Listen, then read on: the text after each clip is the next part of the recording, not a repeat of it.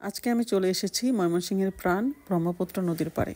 চারদিকে শান্ত পরিবেশ, হালকা বাতাস আর প্রকৃতির অপরূপ সৌন্দর্য সত্যি মনটা অন্যরকম হয়ে যায়। হ্যালো এভরিওয়ান, আসসালামু আলাইকুম, ওয়েলকাম জানাচ্ছি আমার আরও একটি নতুন ব্লগ ভিডিওতে। প্রথমেই চলে গিয়েছিলাম জয়নুল আবেদিন পার্কে। সেখানে কিছুক্ষণ ঘোরাঘুরি করলাম, সময় কাটালাম আর চারপাশের সুন্দর পরিবেশটা উপভোগ করলাম। পার্কে ঘোরাঘুরি করার সময় দেখা হয়ে গেল সেই ভাইরাল মামার সঙ্গে। সবাই যাকে চেনে সেই হাসি খুশি মানুষটা, তার সঙ্গে গল্প করে সত্যি অনেক ভালো লেগেছে। ভাইরাল মামার সাথে কিছুটা সময় কেটে গেল একেবারে আড্ডার মাঝে। এরপর আমি নিচে নামার জন্য চলে গিয়েছিলাম একদম ব্রহ্মপুত্রের ঘাটে। ভাবলাম যে যেহেতু কাশফুলের রাজ্যে যাব, নৌকা দিয়ে একটু যাই। তাই মামার সঙ্গে কথা বলে আমি নৌকা ভাড়া নিয়েছিলাম। এই তো দেখতে পাচ্ছেন মামা নৌকা নিয়ে আমাদের জন্য অলরেডি দাঁড়িয়ে আছে। আমরা আবার উঠে পড়লাম নৌকায়। ভাবলাম যে নৌকায় ঘুরে ঘুরে কাশফুলের রাজ্যে যাব।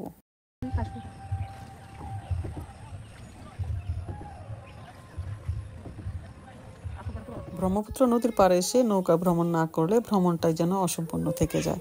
আমিও তাই একটা নৌকা ভাড়া করে নিলাম। আপনারাও চাইলে এখানে এসে নৌকা ভ্রমণ করতে পারেন, তবে অবশ্যই ভাড়া নিয়ে আগে থেকে ঠিক করে নেবেন, তাহলে ভ্রমণটা হবে ঝামেলামুক্ত আর উপভোগ্য।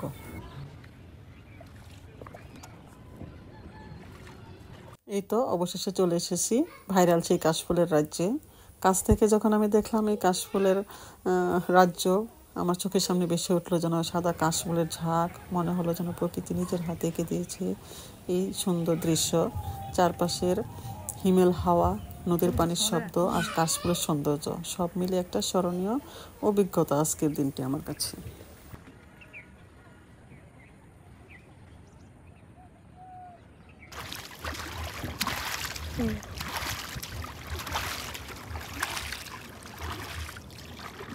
ব্রহ্মপুত্র নদীর মাঝখানে যখন আসবেন, আকাশের দিকে তাকিয়ে দেখবেন পুরো আকাশ জুড়ে শুধু নীলের ছোঁয়া। চারদিকে নদীর শান্ত পানি আর উপরে অসীম নীল আকাশ। সবকিছু মিলে আজকের দিনটি আমার কাছে সত্যিই অসাধারণ মনে হলো। কাশফুলের যে ঘুরে বেড়ানো, নদীর মাঝখানে নৌকা ভ্রমণ, সত্যি প্রতিটি মুহূর্ত একেবারে স্মরণীয় হয়ে থাকবে। যেহেতু আমরা 1 ঘন্টার জন্য নৌকা ভাড়া করেছিলাম, তাই মামা বলছিল যে আপনাদের সময় শেষ হয়েছে, তাই আমরা তাড়াতাড়ি নৌকা থেকে নেমে গিয়েছিলাম। আর নামার পর এই যে দেখতে পাচ্ছেন এই জায়গাটা মাশাআল্লাহ অনেক সুন্দর। বসে আমি কিছু ছবি তুলে নিলাম, ভিডিও করে নিলাম। তারপর চলে গেলাম উপরে। আর উপর থেকে কাশফুলের ভিউটা মাশাআল্লাহ অনেক সুন্দর লাগছে। আপনাদের কাছে কেমন লাগছে অবশ্যই কমেন্টে জানাতে ভুলবেন না।